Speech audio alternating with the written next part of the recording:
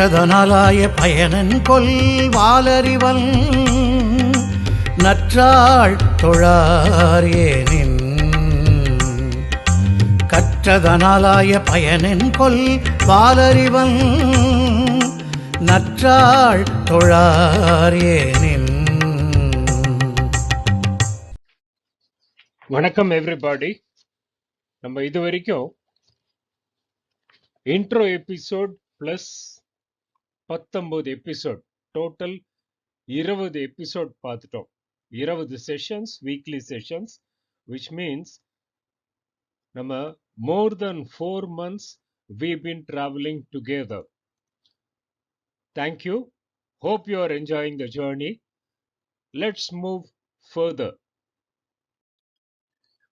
திருக்குறள்ல அறத்துப்பால், பொருட்பால், இன்பத்துப்பால் 3 டிவிஷன்ஸ் இருக்குது. அதுல அறத்துப்பால், பொருட்பால் மட்டும் நம்ம பிளான் பண்ணியிருக்கிறோம் பார்க்கறதுக்கு. அந்த அறத்துப்பால்ல முதல் 4 அதிகாரம் பாயிரம் பார்த்துட்டோம். அதுக்கு அடுத்து 20 அதிகாரம்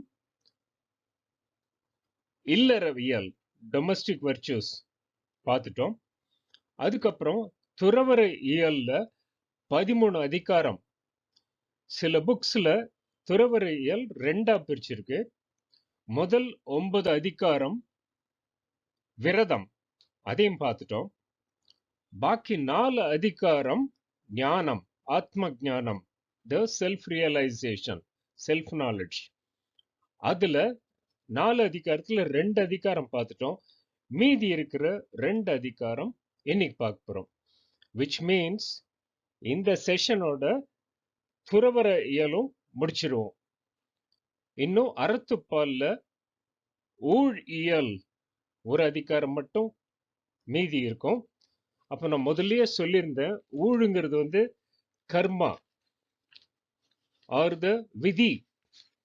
பட் அது கூடவே திருவள்ளுவர் அந்த விதிய எப்படி மதியினால மேல வரலாம் சொல்லி ஆழ்வினை உடைமைங்கிற அதிகாரம் 62ல சொல்லியிருக்காரு. சோ 2 குறள் ஊழ்ல இருந்து எடுத்துட்டு 2 குறள் ஆழ்வினை உடைமையில இருந்தும் அடுத்த செஷன்ல சொல்ல போறோம். மேல போகலாம். இன்னைக்கு நம்ம பார்க்க போற கடைசி 2 அதிகாரம் இன் துறவற இயல் மெய்யுணர்தல், self awareness, knowing about self. In fact, school சில்ட்ரனுக்கெல்லாம் லைஃப் ஸ்கில் சொல்லி கொடுக்கும்போது the first skill they teach is the self awareness. தன்னை பத்தி நல்லா புரிஞ்சிருந்ததுன்னா உலகம் புரியுறது, உலகத்துல ஸ்ட்ராங்கா இருக்கிறது ஈஸியாகும். ஸோ அந்த மெய்யுணர்தல். அண்ட் 2வது அதிகாரம் அவ அறுத்தல், ஓவர் கம்மிங் டிசையர். இதை முதல்ல கொஞ்சம் பார்த்துருந்தோம், மீதி இன்னும் கொஞ்சம் இன்னைக்கு பார்க்க போறோம். மேல போகலாம். இந்த மெய்யுணர்தல், செல்ஃப் அவேர்னஸ், செல்ஃப் ரியலைசேஷன், இது 2 விதமா இன்டர்பிரேட் பண்ணலாம். மெய்னா தமிழ்ல உண்மை, ட்ரூத்னு அர்த்தம். மெய்ப்பொருளே சொல்லுவாங்க கடவுள, த அல்டிமேட் ட்ரூத். அண்ட் மெய்னா த ஹியூமன் பாடி கூட மெயின் பேரு. எனிவே, திருவள்ளுவர் துறவற இயல்ல சொல்லி இருக்கிறதுனால the spiritual angle to this is as applicable. அதை நான் முதல்ல டச் பண்றேன். Most of the books talk about it from fact finding or finding the truth. அந்த ஆங்கிள் சொல்லியிருப்பாங்க. So rest of the time we will cover through that. அப்போ முதல்ல spiritual angle என்ன பார்த்ததுன்னா, இந்த உலகத்தில் இருக்கிற எல்லா உயிர்களும், whether it's a plant, whether it's a grass or an insect, a grasshopper or a bird or an animal or the human beings, எல்லார்கிட்ட இருக்கிற உயிரும் சமம். It all originated from the ultimate super power. அப்படிங்கிற எண்ணம் நம்ம மனசுல இருந்ததுன்னா, if we have a realization of that, then our compassion for every living being, our compassion for the humanity at large will be very high. அதனால குறளை பார்க்கலாம். நான் 2 சைட்லயும் meaning சொல்றேன். எப்பொருள் எத்தன்மை தாயினும் அப்பொருள் மெய்ப்பொருள் காண்பது அறிவு. குறள் எண் 355. என் கூட சேர்ந்து சொல்லுங்க. எப்பொருள் எத்தன்மை தாயினும் அப்பொருள் மெய்ப்பொருள் காண்பது அறிவு. அறிவுன்னு ட்ரூ நாலேஜ் ஆர் விஸ்டம். எது விஸ்டம்? எப்பொருள் எத்தன்மை தாயினும், எந்த பொருள் எந்த ஆப்ஜெக்ட் நம்ம எடுத்துட்டாலும், whatever be its background or characteristic, as I said, whether it's a grass or a plant or a tree or a scorpion or a bird or the human being, they all have life. அப்போ if we realize that all are equal in the creation of God, அப்பொருள் மெய்ப்பொருள் காண்பதறிவு, அதுல எல்லாம் if we start seeing the superpowers design in that, then our compassion will be high. That is true knowledge. That is one angle. இன்னொரு சைட்ல பார்த்ததுன்னா, எப்பொருள் எத்தன்மை தாயினும், whatever we see, whatever we hear, whatever we taste, whatever people say, instead of getting biased from that or jumping to conclusions, அப்பொருள் மெய்ப்பொருள் காண்பதறிவு. The true knowledge is in going and finding out the truth about it, instead of falling for impressions or instead of going by face value. So இது the point emphasized is we should not get carried away by the world's impressions. This is an impressionistic world, so we should go to find out the truth in whatever things we come across. That is the second level of interpretation. புக்ல சொல்லியிருக்கிற meaning பார்க்கலாம். வெளித்தோற்றத்தை பார்த்து ஏமாந்து விடாமல் அது பற்றிய உண்மையை உணர்வதுதான் அறிவுடைமை ஆகும். That is, instead of being carried away by impressions, going to find out the truth. True knowledge is to perceive the truth in everything that one comes across in life. வாழ்க்கையில எதை சந்திச்சாலும் அதுல உண்மை என்ன கண்டுபிடிக்கிறதுக்கு இருக்கணும். அதுதான் true knowledge. எப்பொருள் எத்தன்மை தாயினும் அப்பொருள் மெய்ப்பொருள் காண்பது அறிவு.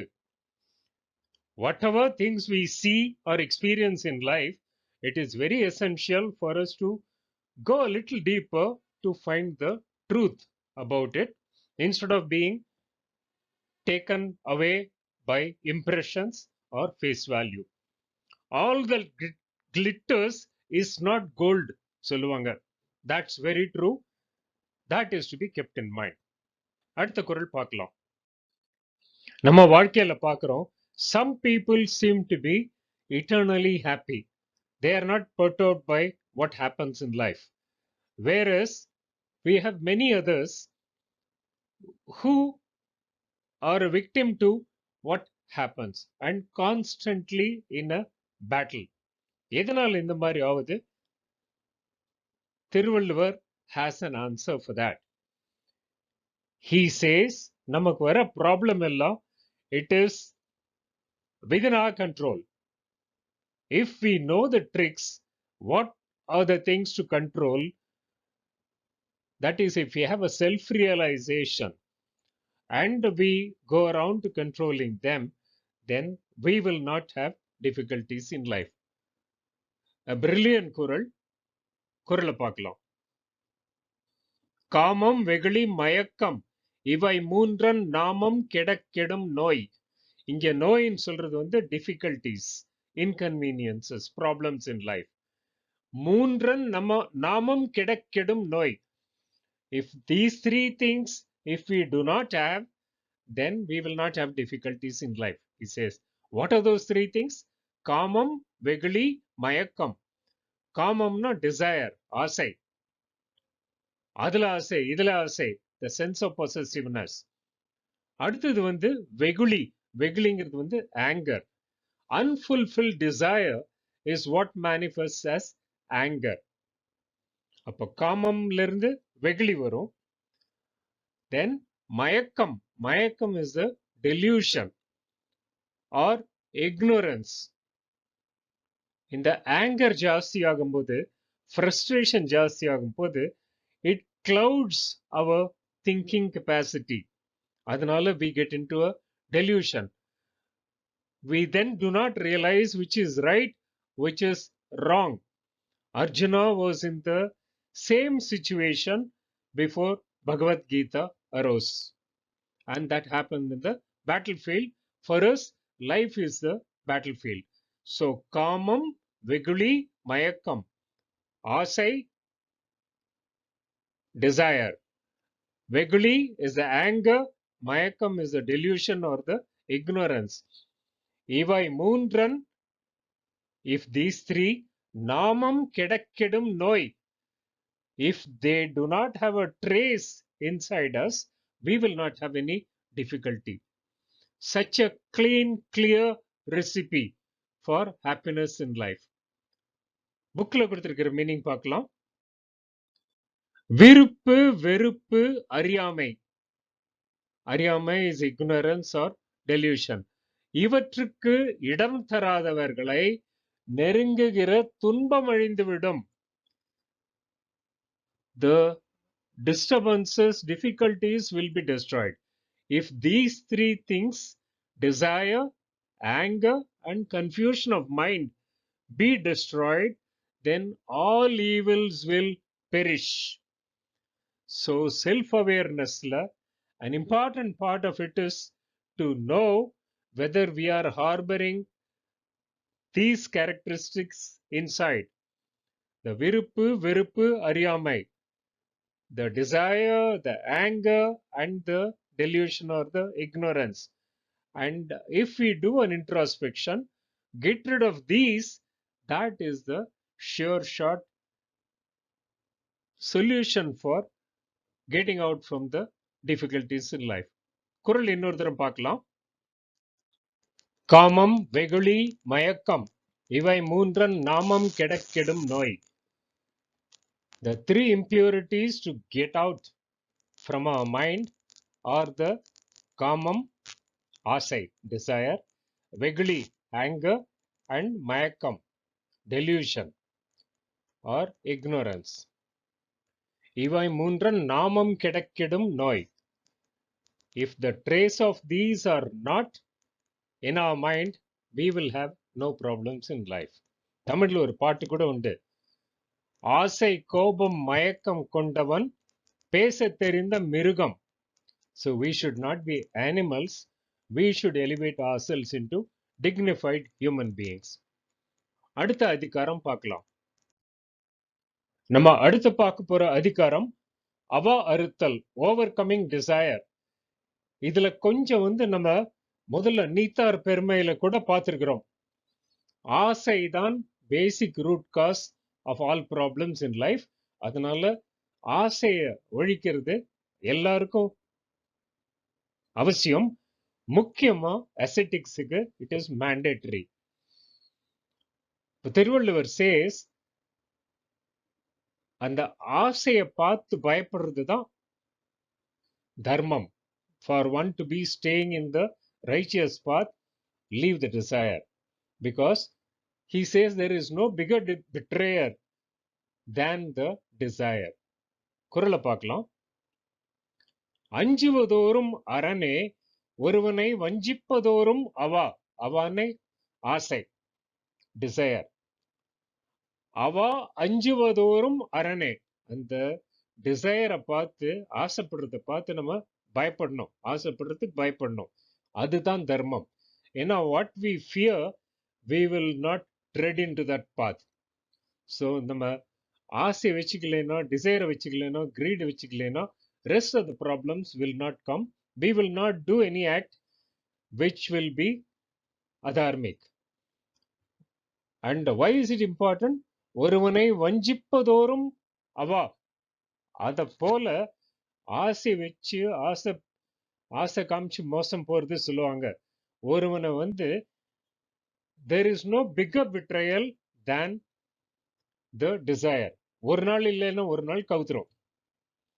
ஸோ அஞ்சுவதோறும் அரணே, ஆசைய பார்த்து பயப்படுறது தான் தர்மா. அந்த மாதிரி ஒருத்தன் இருக்கலன்னு சொன்னா, ஒருவனை வஞ்சிப்பதோறும் அவா. It is the desire which lets down a person badly. புக்ல கொடுத்திருக்கிற மீனிங் பார்க்கலாம். ஒருவரை வஞ்சித்து கெடுப்பதற்கு காரணமாக இருப்பது ஆசையே ஆகும். எனவே ஆசைக்கு அடிமையாக கூடாது என்ற அச்சத்துடன் வாழ வேண்டும். It is the chief duty of an ascetic to watch against desire with jealousy or fear, for it has power to deceive and destroy him. அந்த ஆசை வச்சதுன்னா, it is sure to betray him sooner than later. அப்போ ஆசைக்கு தான் பயப்படணும், வேற எதுக்கும் பயப்பட வேண்டாம். ஆசையில பயம் இருந்தா மற்றதுக்கெல்லாம் பயப்பட வேண்டாம். குறள் இன்னொரு தடவை பார்க்கலாம். அஞ்சுவதோறும் அரணே, ஒருவனை வஞ்சிப்பதோறும் அவா. Since the ava or the asai betrays one badly, one should be wary of desire, ava. அதுதான் தர்மம். அடுத்த குறள் பார்க்கலாம். போன குறள்ல பார்த்தோம், பிக்கஸ்ட் பிட்ரேயர் ஆசை தான். அப்போ ஆசையிலிருந்து தள்ளி நிக்கணும், ஒதுக்கி விட்டுறணும் ஆசைய. சரி, ஆசையை ஒதுக்கி விட்டுறது முடிவு பண்ணியாச்சு. அதனால எனக்கு என்ன பெனிஃபிட் வரும்? அதுக்கு பதில் தான் அடுத்த குறள்ல வருது. குறளை பார்க்கலாம். இன்பம் இடையறாது ஈண்டும் அவாவென்னும் துன்பத்துள் துன்பம் கெடின். குறள் எண் 369. என் கூட சேர்ந்து சொல்லுங்க. இன்பம் இடையறாது ஈண்டும் அவாவென்னும் துன்பத்துள் துன்பம் கெடின். அவாவென்னும் துன்பத்துள் துன்பம் கெடின். அவான ஆசை சொன்ன, துன்பத்துள் துன்பம் இருக்கிறதுலயே worst impedance, difficulty, problem, misfortune. நமக்கு இருக்கிறதுக்குள்ளேயே பிக்கஸ்ட் மிஸ்ஃபார்ச்சூன் வருது ஆசை. அந்த அவாவென்னும் துன்பத்துள் துன்பம் கெடின். If we are able to destroy that ஆசை from our mind, இன்பம் இடையறாது ஈண்டும். இன்பம்னா ஹாப்பினஸ், இடையறாதுன்னா நான் ஸ்டாப். இன்பம் இடையறாது ஈண்டும். After that, it's guaranteed there will only be non-stop happiness. So Thiruvalluvar gives a strong assurance.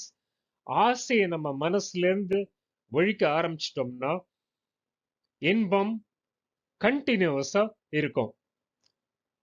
ஆசைன்னா எதுல ஆசை? எல்லாத்துலயும் ஆசை. பார்க்கிற பொருள் ஆசை, கேட்கிற பொருள் ஆசை, சுவைக்கிற பொருள் ஆசை, வச்சிருக்க பொருள் ஆசை.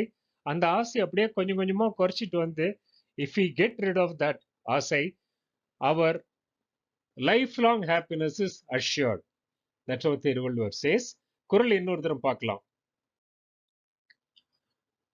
பெருந்துன்பம் தரக்கூடிய பேராசை ஒழிந்தால் வாழ்வில் இன்பம் விடாமல் தொடரும். Enduring happiness will prevail in life if the cause of sorrow, that is desire, is eliminated. So ஆசையை ஒழித்ததுன்னா வாழ்க்கையில அதுக்கப்புறம் வரப்போறதெல்லாம் இன்பம் தான். குறள் இன்னொரு தரம் பார்க்கலாம். இன்பம் இடையறாது ஈண்டும் அவாவென்னும் துன்பத்துள் துன்பம் கெடின். அப்போ பேராசை பெருநஷ்டம் சொல்லுவாங்க.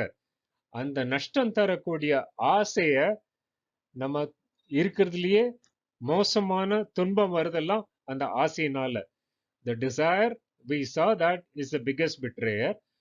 அதே கெடின், if we are able to overcome that, destroy that, then இன்பம் இடையறாது ஈண்டும், non-stop happiness is sure to follow after that. Let's follow திருவள்ளுவர்'s words. Thiruvalluvar never says a thing unless he means it. Right, நம்ம இன்னைக்கு 2 அதிகாரம் பார்த்தோம். முதல் அதிகாரம் மெய்யுணர்தல், getting to know the truth or self awareness, getting to know ourselves.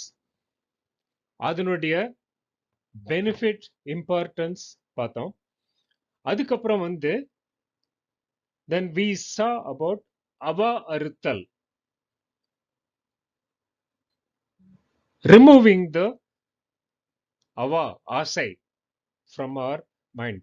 ஆசை இருந்தா என்ன problem வரும், ஆசையை நம்ம எடுத்துட்டோம்னா என்ன பெனிஃபிட் வரும், that is the ultimate happiness. வாழ்க்கையில rich or poor, king or pauper, anybody, one thing they always are in pursuit is இன்பம், happiness. So Thiruvalluvar gives a recipe for happiness, that is get rid of the desire. So இது ரெண்டும் பார்த்துட்டோம். இதோட துறவரவியல் முடிஞ்சாச்சு. So இல்லறவியல் துறவரவியல் ரெண்டும் முடிச்சிட்டோம். இன்னும் அறத்துப்பால்ல ஒரே ஒரு அதிகாரம் பாக்கி இருக்கு, ஊழ், டெஸ்டினி, கர்மா. நான் இன்னைக்கு சொன்னேன், Thiruvalluvar also has given a remedy for that, antidote for that. So that is coming in another அதிகாரம். அப்போ இந்த ஊழ் அண்ட் த அதர் அதிகாரம் ஆன்டிடோட், அதை ரெண்டையும் சேர்த்து அடுத்த வாரம் பார்ப்போம். அதோட அறத்துப்பால் முடியும். So see you next week. Please remember to like, share and subscribe before you close. அடுத்த வாரம் பார்க்கலாம். வணக்கம் everybody.